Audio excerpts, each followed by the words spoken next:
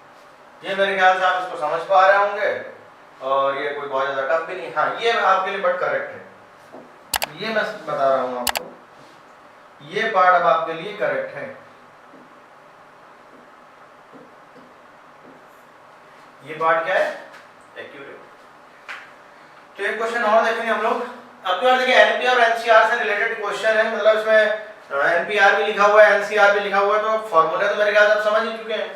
अच्छा, एनपीआर थोड़ा सा ज्यादा बड़ा होता है और एनसीआर थोड़ा छोटा होता है, क्योंकि जो एनसीआर होता है उसमें आर फैक्टोरियल से डिवाइड होता है। जब आप किसी वैल्यू में डिवाइड करेंगे ओवरऑल क्वांटिटी में तो छोटी हो जाती है, लेकिन जो एनसीआर उसमें इस तरीके का कोई अरेंजमेंट नहीं होता है। तो सबसे पहले हम लोग एनपीआर को लिखते हैं, ये हो जाएगा N factorial upon N minus R factorial, ये हमारे पास है 720,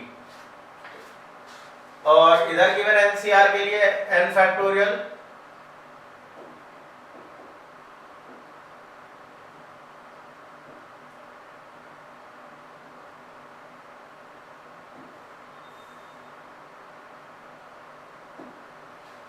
एनसीआर के लिए हो जाएगा हमारे N factorial upon R factorial N minus R factorial equal 120, ये गिवन है। अच्छा, अगर आप एक चीज ध्यान से देखें यहाँ पर, तो ये जो वैल्यू है हमारी एनपीआर, ये यही चीज लिखी कि नहीं? Same N factorial upon N minus R 720, sorry, यहाँ पर हम लोग इसको लिख सकते हैं 720 upon R factorial equal to 120। तो जो हमारी आर फैक्टोरियल की वैल्यू आएगी वो कितनी आ जाएगी? 720 अपॉन 120। तो आर फैक्टोरियल हो जाएगा हमारा 6। तो आर फैक्टोरियल की जो वैल्यू है वो हो जाएगी 3 फैक्टोरियल। भाई 6 को आप क्या लिख सकते हो? 3 into 2, और 1 तो भैया सदाबहार है, कहीं पर भी लिख लो। तो 3 to 1, 3 to 1 का मतलब क्या हुआ जा करके? ये 3 फैक्टोरियल। तो अगर 3 R factorial equal to 3 factorial, तो आर की वैल्यू ओवरऑल क्या मिली आपको? 3। यही हमारे लिए आंसर आ चुका है, यही क्या हमारे लिए आंसर। बहुत सारे क्वेश्चन लिए हैं, एक ये जो क्वेश्चन है ये अभी तक का सबसे अच्छा क्वेश्चन है। NC1 plus NC2 plus NC3 are in AP, then find the value of n। अच्छा, एक चीज देखो, मैं बार बार क्या कर रहा हूँ, जैसे मान लो NC1 लिखा है तो ये तो n हो जाएगा, जैसे NC2 लिखा है n/2 n माइनस 1 अपॉन 1 के बाद खत्म। जैसे NC3 लिखा है तो क्या करना है? एक एक कम करो, n/3, अब एक और कम करो तो n-1, नीचे फिर 2, और n-2 जैसे ही अपॉन में 1 आ जाए वहीं से आपको रुक जाना है, बाकी कोई दिक्कत ही नहीं। इसको मेथड को बोलते हैं teeth break method. Teeth break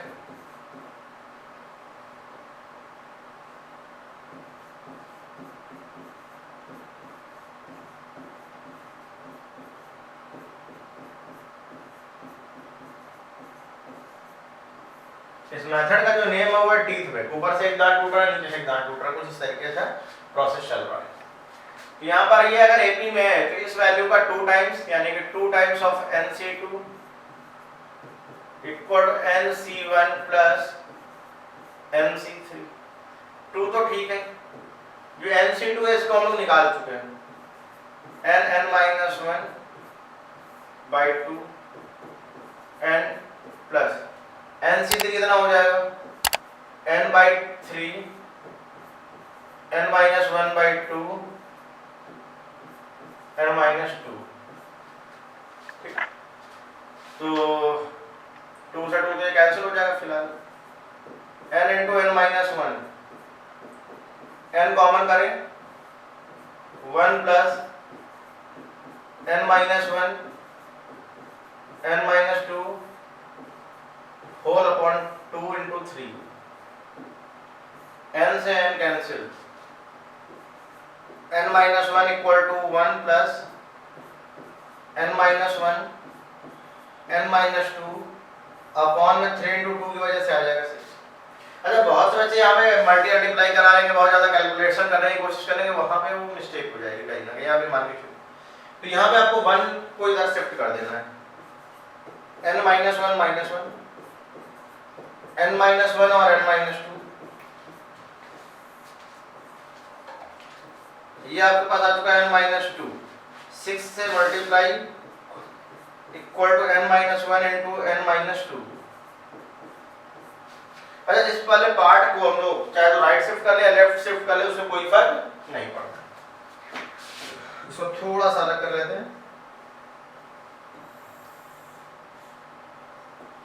अब देखिए क्या करना है, इस वाले पार्ट को मैं लेफ्ट साइड ला रहा हूं, जैसे लिखा हुआ है 6 n minus two minus n minus one into n minus two equal to 0। अब n माइनस टू हमारे लिए 0 का काम कर रहा है, तो 6 minus n minus one n minus two 6 minus n plus one equal to 0। n की वैल्यू यहाँ पे आ जाएगी 2 और यहाँ से n की वैल्यू आ जाएगी 7। अब क्या 2 पॉसिबल है कि नहीं?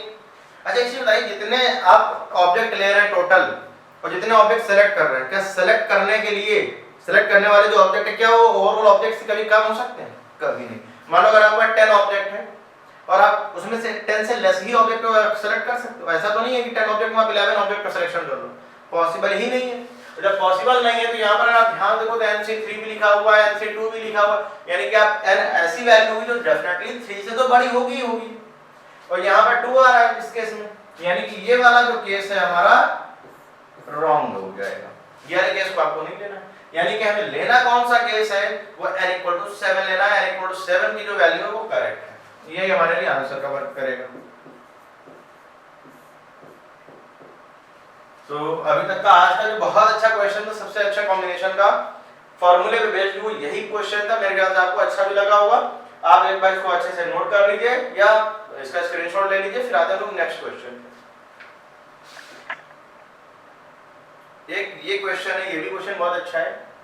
n-1 CR ratio NCR ratio n+1 CR equal to 6 ratio 9 ratio 13। अच्छा देखिए, कई बार ऐसा होता है कि अगर आप फॉर्मूले को जनरेट कर लें तो चीजें जल्दी हो जाती हैं, और जनरेट ना करें तो चीजें वास्ट हो जाती हैं। तो यहाँ पे पहले लोग सॉल्व करेंगे, ठीक है ना, कुछ चीजें जैसे n-1 CR अपॉन NCR, इसकी वैल्यू हो जाएगी हमारे लिए 6/9 NCR और n+1 CR, इसकी वैल्यू हो जाएगी हमारे लिए 9/13।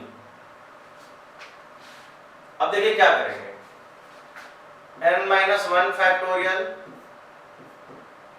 Upon r factorial n-1 minus r factorial, n factorial upon में r factorial n minus r factorial 2/3 n तो फैक्टोरियल तो बाद में कैंसिल होगा जब n निकाल लेंगे, बट ये फैक्टोरियल अभी कैंसिल हो जाएगा। अच्छा जब n माइनस r तो टॉप पे जाएगा, सबसे कहां जाएगा, सबसे ऊपर, और ये n फैक्टोरियल इसके पास जाएगा। तो देखो किसको हम लोग बाहर निकालेंगे, आपको समझना है। जब ये टॉप पे जाएगा, यहां से n-1 फैक्टोरियल तो है ही, n माइनस r बाहर निकाल लें तो अंदर क्या बचेगा, n माइनस r माइनस 1,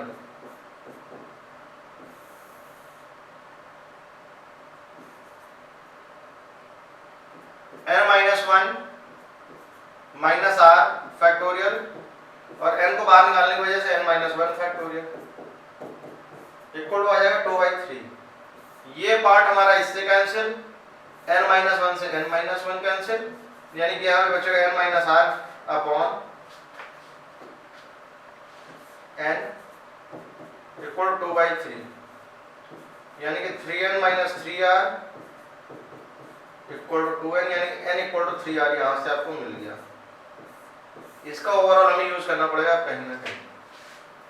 ठीक, अब इस वाले केस की बात करते हैं, इसको हम लोग इसी तरीके से बिल्कुल इसी प्रोसेस से सॉल्व करें। तो देखिए क्या आ जाएगा हमारे पास, जैसे आएगा n factorial upon r factorial n minus r factorial whole upon. अब आप देखिए जैसे n प्लस 1 लिखा हुआ तो इसको क्या लिखते हैं, n plus 1 factorial upon r factorial n plus 1 minus r factorial. अब ये वाला r फैक्टोरियल तो कैंसिल हो जाएगा, बट ये वाला पार्ट ऊपर जाएगा, n plus n factorial upon n plus 1 factorial n minus r factorial, और ये वाला हिस्सा ऊपर आएगा तो n plus 1 minus r factorial, और इक्वल में तो चल ही रहा 9/13। ये हमारे लिए n फैक्टोरियल।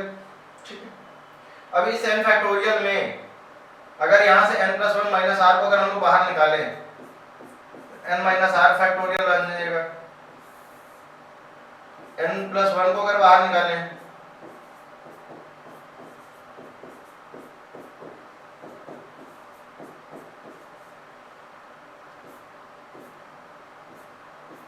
क्रॉस मल्टीप्लाई कर लिया हमने, 13n plus 13 minus 13r equal 9n plus 9, यह आ जाएगा 4n plus 4 equal to 13r। अच्छा देखिए हम लोग n की वैल्यू तो ऑलरेडी निकाल चुके हैं ना 3r, तो इस n की जगह तो हम लोग 3r एटलीस्ट पुट ही कर सकते हैं ना।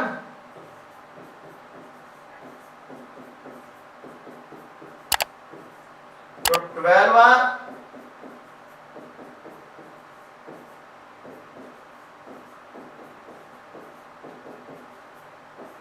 r की वैल्यू सिंपल तरीके से क्या आ गई। तो हम लोगों ने किया क्या, अच्छा इसके डायरेक्ट केस भी होते हैं, मैं आपको डायरेक्ट फॉर्मूला ही बता सकता था नहीं, लेकिन हम लोग वो बाद में डिस्कस करेंगे जब बायनोमियल थ्योरम आएगी वहां पर। लेकिन हमें यहाँ पर अभी मेन नीड थी वो किस टॉपिक की थी कि हम लोग इसको सॉल्व कैसे कर पाएंगे, सिंप्लीफाई कैसे कर पाएंगे। तो सिंप्लीफिकेशन की वजह से मैंने इस पूरे कॉन्सेप्ट को आपको रिकैप करा दिया। तो आई होप ये क्वेश्चन आपको समझ में आ गया होगा, और आज का जो सेशन है हम लोग यहीं पे कंप्लीट करेंगे।